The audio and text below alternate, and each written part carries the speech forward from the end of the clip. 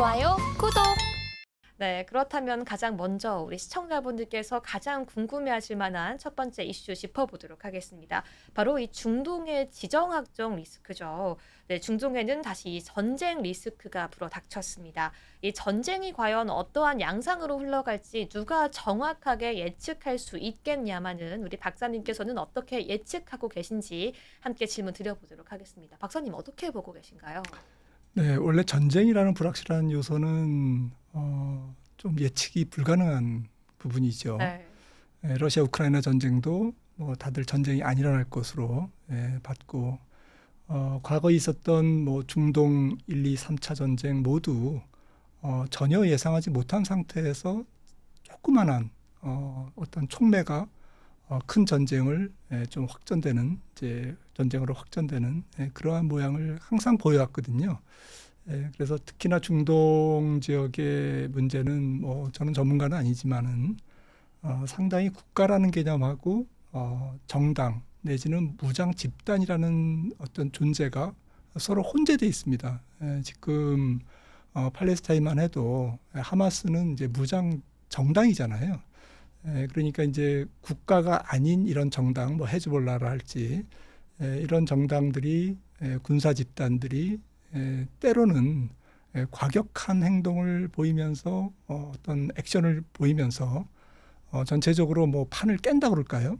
이러한 그 양상을 항상 보여왔기 때문에 이번에도 물론 이스라엘이 그런 하마스의 공격에 빌미를 제공한 건 맞지만 네. 아무튼 하마스가 어쨌든 여러 가지 정치, 경제적인 그러한 요인들을 좀 깔고 유리한 자기의 정권에 유리한 어쨌든 공격을 감행한 거죠. 그렇다고 보면 이 국가단에서 뭔가가 전쟁이 일어나면 좀 예측 가능합니다. 그런데 전문가들의 의견은 이건 집단 군사 정당이 좀 주도하는 그런 전쟁은 상당히 이제 공이 어디로 튈지 모르는 이제 럭비공과 같다라는 거죠. 하지만 그래도 이제 뭐 전체적인 정보를 조합해 보면 가장 이 전쟁에 조금 중심이 되고 있는 사실은 뭐 요즘의 전쟁이 약간 대리전 양상이거든요. 네. 우크라이나 러시아 전쟁도 사실 대리전이지 않습니까? 우크라이나 통한 미국과 러시아의. 그런 식으로 이번에도 미국의 의중이 중요합니다. 그런데 미국은 확전을 원하지 않는 것 같아요. 네. 왜냐 유가가 올라가고 인플레이션이 올라가면 바이든 정부가 당장 내년에 대선이 불리하지 않습니까? 네, 그렇죠. 그래서 중동 정세를 가능하면 안정시키는 수습하는 그러한 수순으로 갈 가능성이 높고요. 그 다음에 사우디입니다. 이 전쟁이 바로 일어나기 전에 이스라엘과 사우디의 수교가 예정돼 있지 않습니까? 그래서 사우디의 의중이 중요한데 사우디는 지금 네옴시티 굉장히 공을 들이고 있지 않습니까? 그쵸. 우리나라 돈으로 한 700조의 그 규모로 네옴시티를 지금 준비하고 있고 그런 상태에서는 이 중동의 지정학적 위기가 확산되는 것을 원하지 않을 거고요. 나머지는 이란입니다. 이란은 사실 두 가지 정권 주체가 존재한다고 봐야죠. 이스라엘 혁명군하고 이란 정부. 이란 혁명 수비대가 사실은 이제 강성인 거죠. 강성이라서 이제 헤즈볼라를 지원한다면 이게 이제 확전으로 되는 건데 과연 이제 헤즈볼라와 이란으로 엮여지는 이 확전 가능성이 몇 %나 되느냐 여기에 따라서 이제 국제 유가가 올라갈 수도 있고 안 올라갈 수도 있고 이제 이 부분입니다. 근데 이 부분은 사실은 헤즈볼라도 국가가 아니고 그다음에 이란의 혁명 수비대는 국가이긴 하지만 국가랑은 상당히 조금 다른 개념의 조금 정당 집권 체제잖아요. 그러니까 이 부분이 사실은 예측이 어려운 거죠. 그런데 만약에 조금 전쟁이 확전된다, 장기화된다 이러면 유가는 사정없이 올라갈 수밖에 없습니다. 왜냐하면 지금 원유 재고가 2018년에서 2022년 사이에 원유 재고 평균의 가장 하단에 와 있어요. 미국의 전략 비축유가 있는데 지난번에 이제 러우 전쟁 때 유가가 올라가니까 미국이 전략 비축유를 시장에다가 이제 내놨습니다. 그러면서 이제 재고가 줄었는데 원래 72억 배럴 정도가 이제 정상 재고인데 지금 35억 배럴도 안 돼요. 아주 바닥났습니다. 앵꼬난 겁니다. 그래서 이런 상태에서는 조금만 지정학적 위기, 공급 차질 이런 것만 있어도 유가가 그냥 후루룩 올라갈 수가 있는 거죠. 그런 조금 유가 측면에서는 결국 그 이란과 헤즈볼라로 연결되는 이러한 그 이번 그 전쟁의 확산 여부, 확전 여부 여기에 이제 유가가 달려 있습니다. 네. 이렇게 지금 시장에서는 유가에 미치는 영향까지 중요하다라고 말씀해 주셨는데요. 네, 그렇다면 이 근본적으로 이 지정학적 리스크가 시장 뭐 나스닥에 미치는 영향은 좀 이미 반영되었다고 봐야 할지 아니면 앞으로는 좀 어떻게 우리가 시장 대응해 볼 수가 있을까요? 네, 사실은 뭐 어느 정도는 반영돼 있는데 지금 뭐 추가적으로 전쟁의 양상, 장기전이냐, 단기전이냐, 확전이냐, 뭐 좀 좁은 개념의 전쟁이냐라는 거에 따라서 이제 뭐 좀 시장에 대한 영향은 달라질 텐데 앞서 이제 유가를 말씀드렸습니다만 유가가 다행히 확전이 안 되고 조금 이 상태에서 조금 뭐 살짝 오르는 둥 마는 둥 하다가 이제 결국에는 수요 둔화를 반영해서 이제 떨어진다. 네. 다시 또 WTI가 70달러 배럴당 70달러대 혹은 뭐 그 이하로 이제 내려가는 추세다, 그림이다. 이러면 저는 이제 그렇게 봅니다. 사실은 이제 유가는 확전이 안 되는 한 떨어지기가 쉽다. 왜냐하면 현재 유가 자체가 조금 수요 둔화를 분명히 불러일으키고 있다라는 거죠. 나머지는 이제 시장에 미치는 영향은 금리입니다. 시장 얘기로 돌아오면 결국에는 최근에 뭐 미국 국채 시장이 좀 왔다 갔다 하는 모양입니다만 그래도 만약에 전쟁이 계속되면 불확실성이 계속 가중되면서 사람들이 안전 통화인 달러를 선호할 것이고 또 안전 국채를 좀 매수할 거기 때문에 미국 국채 금리는 뭐 다른 요인도 있습니다만 어쨌든 전쟁과 연관해서는 불확실성 요인 때문에 국채 금리는 조금 내려가는 시장의 긍정적인 측면이 분명히 있다라는 거죠. 그런 측면에서 만약에 뭐 전쟁과 이런 뭐 매크로 뭐 거대한 매크로 요인과 지정학적 요인과 다른 조금 미시적인 뭐 기업 실적이라 할지 뭐 이런 부분들에서 만약에 어느 정도만 시장이 뒷받침이 된다면 전쟁 위험이 시장에 주는 마켓에 주는 영향은 조금씩 우리의 어쨌든 중심에서는 멀어질 거다. 조금 전쟁이 계속되면서 뭔가 피해가 있고 또 사람들의 어쨌든 뭐 여러 가지 좀 인도적인 문제는 있지만 시장은 약간 냉혈하거든요. 네. 금리 내려가는 것과 그다음에 조금 더 전쟁이 이게 매크로한 영향은 없겠구나라는 인식이 확산되면 시장은 뭐 있습니다. 지금 러시아 우크라이나 전쟁 잊었듯이 네. 그렇게 시장은 약간 냉혈한 그러한 측면도 있다라는 것을 저는 뭐 긍정적으로 봅니다. 네. 이 잠시금 잡혀가나 싶었던 인플레이션, 유가 급등으로 다시 한번 위기를 맞이하고 있습니다. 이 연내 금리 인상 종료 기대감까지 나오고 있었던 상황이었는데요. 연준의 고민은 더욱더 깊어져 갈 것 같습니다. 네, 과연 연준의 금리 정책은 어떻게 흘러갈지 함께 예측까지 해보도록 하겠습니다.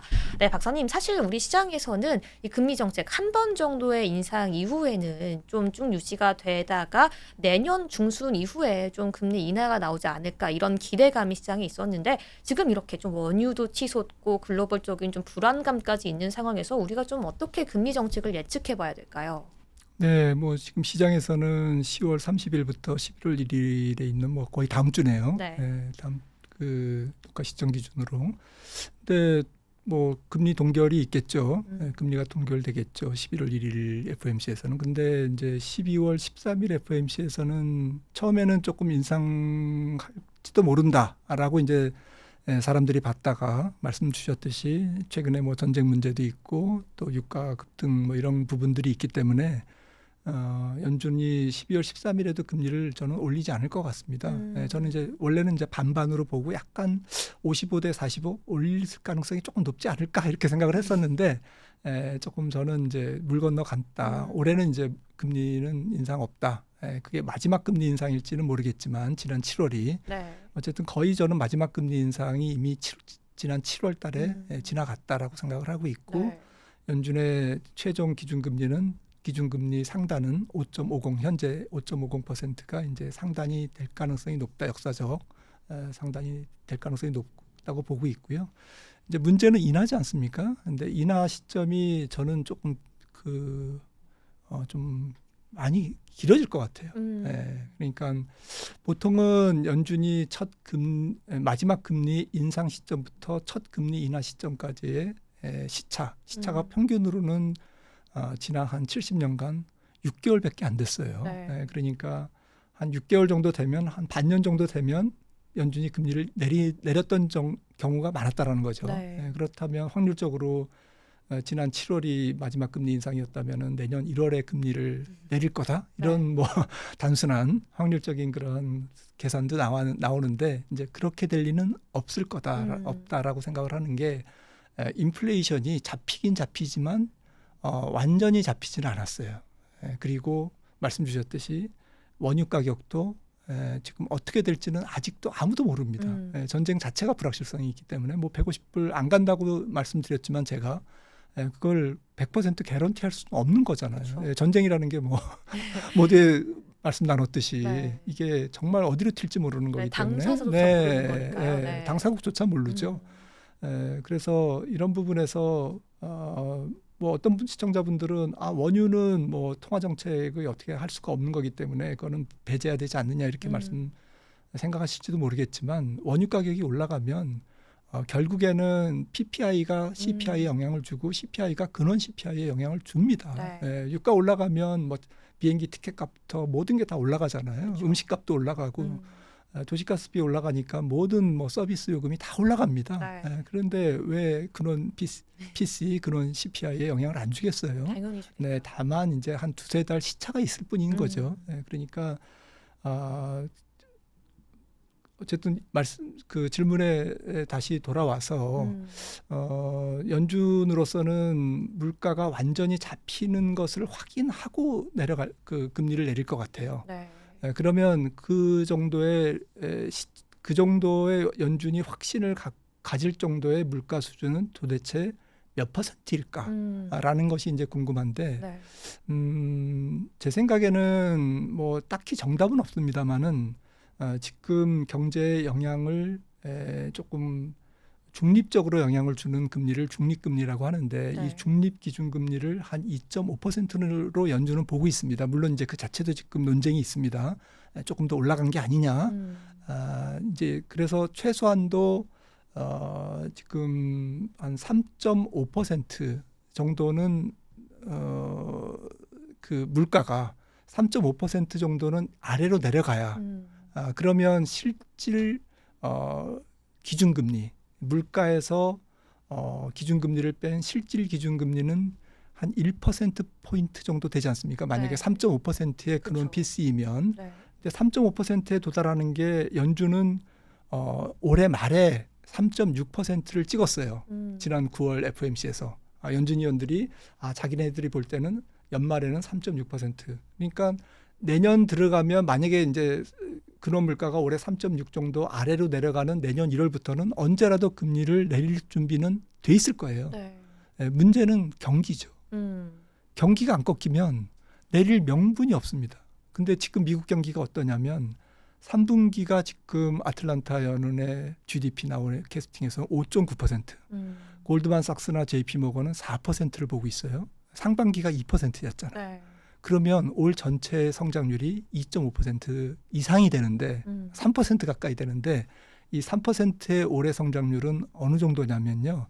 미국의 잠재 성장률 혹은 장기 추세 성장률의 1.8%보다 거의 2배 가까운 그런 성장률이거든요. 네, 어마어마하죠. 네. 네. 금리를 내리는 명분이 없습니다. 물가가 잡혔다고 해도. 그리고 아마도 물가가 지금 9%에서 4%까지는 언저리까지는 쏜살같이 떨어졌더라도 이 4%대에서 2%로 향하는 떨어지는 그 과정은 굉장히 지루하고 시간도 오래 걸릴 거거든요.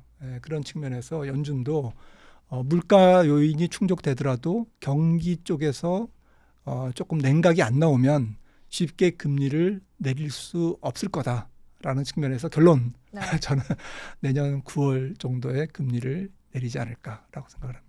네, 내년 9월 정도라고 예측을 해주셨는데요. 그렇다면 이렇게 좀 길고 지루한 이 인플레와의 싸움 속에서 내년 9월 이후 좀 부작용은 없을까요, 시장에? 네, 끊임없는 경기 둔화, 또 이 금리 상승 이게 지속되다 보면 결과적으로는 시장에 좀 부작용이 나타나지 않을까 하는 우려도 있을 텐데요. 네, 사실은 연준은 부작용이 나타나라고 지금 기도하고 있는 거죠. 아, 경기를 꺾어야 되니까, 네. 물가를 꺾어야 되니까 부작용이 나와 달라고 지금 바라고 있는 겁니다. 근데 그 부작용이 어느 경로를 통해서 나타나냐면 결국에는 일반적으로 미국 경제의 경우에 우리나라 경제도 마찬가지입니다만 금융시장을 통해서 나타나요. 네. 그러니까 특히 은행들의 대출 축소, 이게 신용 경색이라고 그러죠. 금리가 지금 미국 국채 10년 장기 금리가 지금 4.8%니까 이렇게 높은 금리에서는 소비도 조금만 잘 안 되고요. 카드 연체율 굉장히 높아지고 있죠. 그리고 자동차 살 때도 좀 오토론 굉장히 비싼 금리가 이제 적용되고 또 모기지 금리가 지금 장기 금리 연동되기 때문에 지금 30년 만기 미국 고정 모기지 금리가 거의 8%입니다. 그러니까 이제 주택 경기도 안 좋아지고 그리고 은행들이 이제 연체율이 이렇게 올라가면 또 대출을 좀 줄여야 되지 않나? 좀 은행의 건전성 이런 것들을 고려하기 때문에 그러면 너도나도 이제 대출을 좀 줄이고. 근데 사실은 이거는 연준이 원하는 바입니다. 물론 이제 심하게 그렇게 대출 축소 신용 경색이 오면 연준도 당황하겠지만 이제 그게 무질서하게 오면 금융 시장에 굉장한 이제 혼란이 되는 거고요. 그게 더 심하면 금융 위기가 되는 건데 연준이 이제 그런 것까지는 바라지 않을지라도 어느 정도는 이제 그동안의 금리 인상이 시장 금리를 통해서 은행의 대출 축소를 통해서 약간의 이제 경기 둔화로 이어지는 이제 그런 그림을 바라고 있는 거죠. 그래서 마켓에서는 사실은 지금 두 마리 토끼를 같이 쫓아야 됩니다. 경기도 좋아야 되고 연준은 금리를 못 올려야 되고 네. 안 올려야 되고 그리고 더군다나 금리를 빨리 인하해야 되고 시장은 욕심쟁이죠. 좋은 것만 지금 바라고 있는데 시장은 이제 그래서 지금 약간의 혼돈에 빠져 있고 그래서 이제 상반기 주가가 올라갔던 것도 있지만 여름을 지나면서 주가가 전 세계 증시가 또 미국 증시가 조금 주춤하는 이 요인을 제공한 셈이 된 거죠. 그래서 정리해서 말씀드리면 앞으로 지금 4분기와 내년 상반기까지는 이제 점점 나쁜 뉴스가 좋은 뉴스가 되는 그런 시기는 좀 지나고 있다. 그러니까 연준이 경기를 꺾기 위해서 금리를 올리지 않는 그런 부정적인 경제 지표가 나와야 연준이 금리를 더 안 올리고 금리를 빨리 인하하니까 좋다. 이런 지금 논리지 않습니까? 네. 이런 것들은 이제 조금 이제 희석돼 가고 있다. 이제부터는 조금 진검승부. 지금 이제 경기가 더 나빠지면 안 돼. 그리고 기업 실적이 더군다나 경기를 쫓아서 나빠지면 시장은 굉장히 설당이 없어집니다. 그래서 그런 부분에서 주식시장도 조금 대세 상승장의 초입이라기보다는 뭔가 한번 이렇게 약간 표검사 같은 거 있죠. 네. 약간 이렇게 뭘 통과하려면 뭔가 이렇게 한번 그래 괜찮아라고 이제 도장을 받아야 되는 이제 그러한 시기에 와 있다라는 측면에서 4분기는 대세 상승의 초입이라기보다는 조금 대세 상승을 만들어가는 과정 중에 한 부분. 네. 그래서 시장은 좀 박스권이지 않을까 그렇게 생각을 하고 있습니다. 네, 이렇게 연준의 금리 정책 쉽지 않은 그 과정 지금 어떻게 이뤄가고 있는지 함께 짚어봤습니다. 네, 그렇다면 우리가 미 국채 금리의 급등이 이야기를 빼놓을 수가 없을 것 같은데요. 조금 전에 말씀해 주신 것처럼 이 10년물 국채 금리는 4.8%를 넘어가고 있고요. 2년물 같은 경우에도 5%를 넘어가는 이 급등하고 치솟는 모습 보여주고 있습니다. 네, 과연 이렇게 금리가 급등하게 된 근본적인 배경부터 함께 이야기해 보도록 하겠습니다. 박사님. 네, 제일 중요한 거는 경기가 너무 좋아서 그렇습니다. 지금 뭐 첫 번째 네. 차트를 한번 보시면 네. 잠재 성장률 대비 미국의 실질 경제 성장률이 너무 높다라는 게 이제 가장 큰 거고요. 누구도 올해 경제 성장률이 미국이 2%대 후반 뭐 이렇게 지킬 줄은 몰랐거든요. 네. 연초만 해도. 연초라고 해봤자 지금 몇 달 안 됩니다. 그럴 정도로 미국 경기가 지금 예상외로 좋은 상황이고 그 좋은 이유를 뜯어봤더니 여러 가지가 있는데 특히 재정 지출이 굉장히 굉장히 재정 지출이 과도하게 집행되고 있더라라는 거고 노동 시장이 아직도 구조적으로 한 230만 명 정도가 부족해요. 기업들은 더 뽑으려고 하는데 노동자가 없어요. 근로자가. 그래서 이런 부분들이 이제 약간 좀 엉킨 거죠. 그래서 구조적이라고 그러죠. 그런 부분들이 있고요. 또 재정 지출을 말씀드렸는데 바이든 정부가 내년에 선거가 있고 해서 지금 1조 8천억 달러 정도의 재정 적자를 지금 감내하고 있습니다. 네. 이 규모는 분기로 볼 때는 팬데믹이 있었던 2020년 중반 그때 뭐 뉴욕에서 100만 명이 죽고 뭐 이런 시기와 거의 비슷한 재정 지출이거든요. 그러니까 위기 때나 조금 적법할 만한 그러한 재정 지출을 지금 바이든 정부가 하고 있고 특히 IRA법이라든지 이런 것들의 보조금이 이제 10월부터 계속 나가기 때문에 재정 지출이 줄기는 어려울 것 같습니다. 그런 측면에서 금리가 조금 높게 형성되고 있고요. 네. 그래서 결론적으로 미국 국채 금리는 저는 그럼에도 불구하고 한 4%까지는 떨어질 것 같아요. 향후 한 6개월 이내에. 네. 그러니까 내년 초까지 한 4% 정도까지는 미국채 10년물이 4.8%에서 떨어질 것 같다. 그 이유는 물가가 잡히고 있기 때문에. 물가가 잡히고 있고 그리고 앞서 말씀 나눴듯이 조금 은행에 대출이 축소되고 있고 연체율이 올라가고 이러한 약간 신용 경색까지는 아니지만 금융 경색적인 상황이 약간씩 지금 조금 더 강화되고 있다라는 측면에서 결국에는 국채 금리가 조금 떨어지지 않을까 싶습니다. 네, 그렇다면 이런 이 고금리 강달러 현상, 이 금리가 4%까지는 하락해 주실 거라고 말씀해 주셨는데요. 좀 우리가 그렇다면 좀 언제까지 시기를 조금 더 자세하게 이야기해 볼 수 있을까요? 네, 뭐 4%까지는 뭐 떨어지다 보면 또 채권 시장에서는 뭐 이게 수급이 있어서 좀 공매도와 일단 뭐 ETF 금융공학적인 이런 것들이 최근에 가세하면서 또 과도하게 올린 부분도 있거든요. 또 유가 상승도 일조했고요. 그런 돌발 변수도 있었고 또 떨어질 때도 마찬가지입니다. 그래서 요즘에는 가격 지표 뭐 달러도 그렇고 유가도 그렇고 그렇지만 금리도 굉장히 되게 이렇게 거칠게 움직여요. 그러니까 미국 국채 시장이라고는 여겨질 수 없을 정도로 정말 변동성이 큽니다. 역사적으로 채권 변동성은 주식 변동성보다 더 컸고요. 사실은. 그래서 이런 변동성이 최근에서는 조금 낯설지만 변동성이 만약에 그 수급적인 요인에서 가세가 된다면 국채 금리는 뭐 한 서너 달만 해도 4%까지 떨어지는 것은 큰 문제가 아니다라고 생각을 하는데요. 네. 문제는 4%에서 이제 3.5%, 예전에 뭐 3%대 뭐 지금으로서는 아득한 낮은 금리입니다만 거기까지 떨어지는 데는 상당히 시간이 걸리지 않을까. 그 정도로 미국 경기는 내년에도 비록 올해보다는 조금 뭐 경기가 쉽겠지만 여전히 다른 나라에 비해서 경제가 좋을 걸로 예상이 되고 그리고 전체적으로 채권 공급도 좀 미국 재무부의 채권 발행량도 줄지 않을 거기 때문에 금리 그 다음부터의 금리 하락세는 굉장히 더디게 진행될 것이다라고 생각을 하고 있습니다. 네, 그렇다면 또 박사님께서 한편 이 스태그플레이션에 대한 우려를 내비치신 적이 있습니다. 네, 시장에서는 뭐 골디락스에 대한 이야기도 나오고 있고 스태그플레이션에 대한 얘기도 나오고 있고 다양한 좀 경기에 대한 예측들이 나오고 있는 가운데서 좀 어떤 근거를 가지고서 시장을 좀 예측하고 계시는지 좀 궁금한데요. 의견 부탁드립니다. 네, 미국 이외의 다른 지역은 지금 모든 국가가 약간 스태그플레이셔너리한 그러니까 약간 스태그플레이션이다라고 이제 막 이렇게 정의를 내리기는 애매합니다만 네.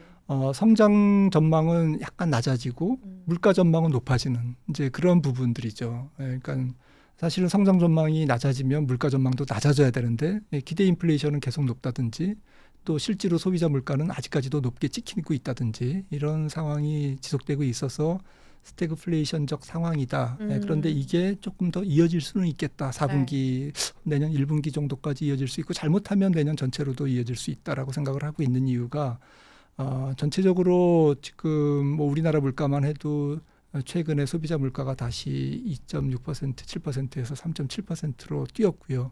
거기다가 이제 뭐 아직까지 뭐 전력요금이나 가스요금도 완전히 인상된 건 아니고, 그리고 뭐 여러 가지 이제 물가 상승 요인들은 남아 있는 반면에 경기에 대한 전망은 계속 어두울 수밖에 없는 이제 그런 분위기인 거죠.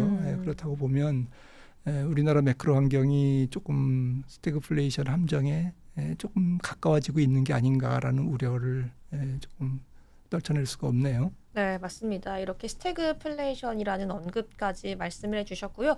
조금 전에도 언급했지만 우리 기업의 실적보다도 일단 우리 시장 자체가 좀 미국 기업 빅테크의 실적을 좀 따라가면서 그에 따른 훈풍을 받으면서 조금의 상승을 기대해봐야 하지 않는 그런 시장이지 않나라고 말씀해 주셨는데요. 정말 말씀해 주신 것처럼 이 강세장으로의 전환은 참 요원해 보입니다. 네, 계속해서 이 좀 미증시의 상승 혜택을 모두 받기에는 또 금리 스프레드 차까지 너무 벌어져 있기 때문에 언제쯤 우리 증시 시원하게 올라와 줄 수 있을지 좀 걱정도 앞서는데요. 언제쯤 어떤 시그널과 함께 우리 장의 강세장 좀 찾아오게 될까요? 네, 조금 안타깝게도 4분기에 우리 시장 자체적으로 모멘텀을 찾기는 저는 냉정하게 봤을 때 조금 확률이 낮다라고 생각을 하고 있고, 네. 말씀드렸듯이 글로벌 증시가 조금 반등해주면 거기에 따라서 뭐 채권 시장도 그렇지만 모든 자산 시장이 지금은 거의 뭐 위아더 월드니까, 그래서 미국장이 조금 그 돌아서 줘야 한국 시장이 이제 거기서 조금 움직일 공간이 생기지 않을까 싶은데, 다행히 미국장은 뭐 앞서 말씀드렸듯이 두 가지 요인에서 4분기가 나빠 보이지 않는다라는 거고요. 첫 번째는 금리가 이제 일부에서 저 금리 얘기를 많이 했습니다만은 금리가 조금 이제 물가 안정에 따라서 조금씩 낮아지는 분위기일 거다. 그러니까 얼마나 낮아질지는 정말 예단할 수 없지만 그래도 지금 사람들이 걱정하고 있는 그런 부분보다는 걱정하고 있는 방향으로 가기보다는 왜 금리가 이제 좀 내려가나? 뭐 이렇게 약간 기대하는 쪽의 방향으로 조금 더 이렇게 쉽게 움직이는 연말까지. 그래서 이제 4% 미국채 10년물이 그 정도를 향해서 내려가는 저는 분위기로 보고 있기 때문에 두 번째 그림을 보시면은 그 근원 PCE 물가와 미국의 10년물 금리를 이제 같이 비교해 놨는데요. 이게 지금 2017년에서 뭐 19년, 그러니까 이제 그 차트의 왼쪽에 있는 부분, 그러니까 정상적인 팬데믹 이전에 그러한 상황에서 근원 PCE 물가가 미국이 평균이 한 1.7%, 2%가 조금 안 됐고요. 금리도 한 2%대 초반이었습니다. 평균이, 그 기간의 평균이 2017년에서 18년, 19년까지. 지금 거의 2배. 네. 그래서 지금은 뭐 텀 프리미엄, 뭐 국채 발행도 증가하고 있고 이런 부분들을 감안해야 되겠습니다만, 그래도 근원 물가가 연준이 제시한 게 올해 연말에 3.6, 내년에 2.6 정도 그렇게 달성할 수 있을 것 같거든요. 지금 분위기가. 그런 정도면 미국제 10년물 지금 5% 가까운 금리는 너무 높다. 너무 이제 과도한 수급이 쏠림의 현상 때문에 이제 과도하게 지금 조금 높다라고 생각을 하고 있기 때문에 일단 금리가 조금 내려가는 방향으로 찍힐 거다. 두 번째는 조금 전에도 좀 말씀을 나눈 실적인데요.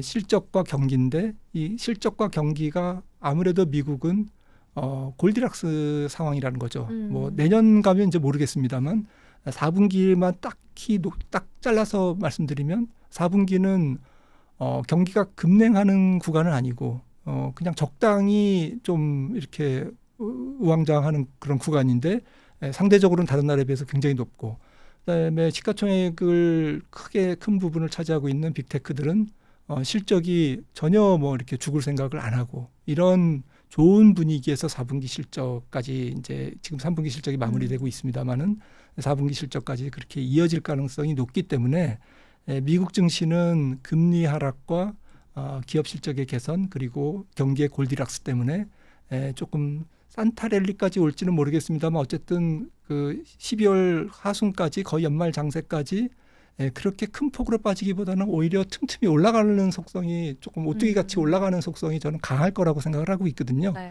그렇다면 우리나라 증시도 거기에 기대서 조금 안타깝지만 해외 증시에 기대서 그래도 다행스러운 그런 흐름을 보이지 않을까라고 저는 낙관적으로 생각을 하고 있습니다. 우리가 이 앞으로 지금을 기점으로 우리의 시장에서 어떻게 수익을 낼 수 있느냐 이게 우리 시청자분들이 가장 궁금해하실 텐데요. 이렇게 침체된 시장 속에서 우리가 자산 배분 그리고 좀 투자 전략을 어떻게 세워봐야 할지 한번 의견과 조언 들어보도록 하겠습니다. 예, 저는 올해 내내 증시가 박스권이라고 연초부터 전망을 했는데요. 그러니까 주식시장이 조금 치솟기에는 경기 여건이 조금 미흡하다. 그리고 떨어지기에는 뭐 미국 경제를 그렇게 좋게 본 건 아니었습니다만 돈이 너무 많다라는 쪽에 초점을 뒀고요. 네. 그래서 이제 좀 박스권으로 움직인 것 같습니다. 근데 상반기에는 코스피가 2,600 박스권에서 움직이다가 하반기에는 한 2,400 박스권에서 중심선이 네. 조금 내려온 게 아닌가 200포인트 정도. 그러면 2,400에서 뭐 하반기 뭐 좀 4분기 박스권은 뭐 내년 초까지 2,400 플러스 마이너스 알파 정도의 박스권이지 않을까 그렇게 생각을 해서 네. 거기에 염두를 둬서 매매하시는 게 좋지 않을까. 그러니까 대세 상승을 준비하는 기간이지 대세 상승의 초입은 아니다 아직은. 그런 생각을 하고 있고요. 네.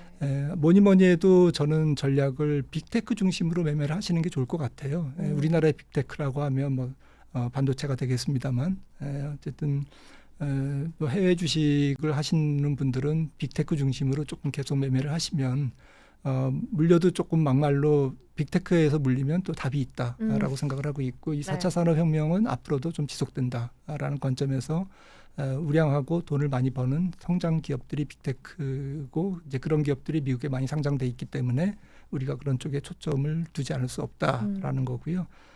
우리나라 시장에서는 성장성이 있는 종목들이 계속 순환할 것 같습니다. 네. 성장성 있는 종목들은 뭐 반도체 그다음에 뭐 HBM 정도를 포함해서 뭐 반도체 장비 그다음에 후공정 전공정 그리고 뭐 2차 전지 말씀 나눴습니다만 2차 전지도 포함되겠죠 당연히. 네. 그리고 뭐 의료기기 미용기기 헬스케어 이런 쪽도 있고요. 그다음에 오래 쉬었던 이제 제약 바이오도 뭐 성장 테마로서는 뭐 손색이 없는 거고 그래서 이렇게 다양합니다. K 컨텐츠까지. 그래서 이런 종목들을 다 사라는 거냐? 그런 건 아니고 그런 종목들 중에서 조금 1등 주식들 그냥 대표성이 있고 조금 성장을 주도할 만한 경쟁력이 있는 1, 2등 업체는 포트폴리오에 포함시켜서 이런 종목들이 순환매를 돌 때 너무 과열된 밸류에이션을 보이면 조금 줄이고 그리고 그런 다른 성장주 섹터 중에서 조금 착한 밸류에이션이 나오면 좀 타고 이런 전략으로 조금 순환매 크게 보면 순환매죠. 네. 그런 것들을 조금 이렇게 지혜롭게 따라가시는 전략이 좋지 않을까. 따라가기보다는 길목을 지키는 전략이죠. 그리고 단기 변동성은 앞으로도 굉장히 심할 것 같습니다. 네. 4분기도 단기 변동성은 높기 때문에 이 단기 변동성에 너무 집착하시다 보면 아무것도 못하거든요. 일도 못하고. 그래서 이 단기 변동성은 그러려니 하고 종목 중심으로 대처를 하시는 게 맞다라고 생각합니다. 장기적으로 성장성 있는 종목에 미리 길목을 지키는 전략을 취하는 것이 지혜로운 게 아닌가라고 생각을 합니다. 네, 그렇다면 이 박스권 시장 그리고 상승의 초입이라기보다는 조금 더 그 전 준비 단계라고 말씀해 주셨는데요. 이 현금화를 하기보다는 조금 더 차분하게 좀 길목을 지키는 이 전략이 조금 더 유효하다라는 말씀이신 거죠? 네, 좀 포트폴리오 비중을 너무 이제 주식과 안전자산, 주식과 현금 비중을 조금 확 이렇게 변경하는 전략은 저는 지양하시는 게 좋지 않을까라고 생각을 하고 있고요. 네. 그런데 다만 앞서 말씀드렸듯이 지금 올 4분기와 지금 내년 1분기 정도까지는 미국장에 의지해서 겨우겨우 올라갈 뚱말뚱 이제 그런 상황이기 때문에 주식 비중을 너무 높이는 좀 평균적인 비중보다 너무 높이는 평균적으로 7대3을 가져갔다면 지금은 한 6대4로 가져가시는 게 좋을 거고 평상시에 뭐 주식을 한 80% 현금을 20% 가져가셨다면 지금 한 10% 정도 더 낮추시는 게 좋지 않을까. 5대5로 가시신 분은 뭐 4대6으로 한다든지 이런 식으로 지금은 조금 좀 불확실하니 너무 안개가 너무 많이 끼어 있고 하늘이 흐리니까 조금 더듬으면서 가는 그런 좀 신중한 전략이 필요하다는 측면에서 주식 비중을 너무 높이는 것은 바람직하지 않지만 그렇다고 주식 비중을 0에서 100%로 이렇게 배분하는 전략은 결국에는 길게 그런 전략을 계속하다 보면 상승장에 동참을 못하는 그쵸. 그런 실수를 저지를 수밖에 없거든요. 우리가 정확한 주식시장의 저점은 맞추기 어렵기 때문에 그런 것이죠. 그런 측면에서 조금 마일드한 자산 배분 전략은 뭐 좋을 것 같다라는 쪽으로 말씀드리겠습니다. 좋아요, 구독.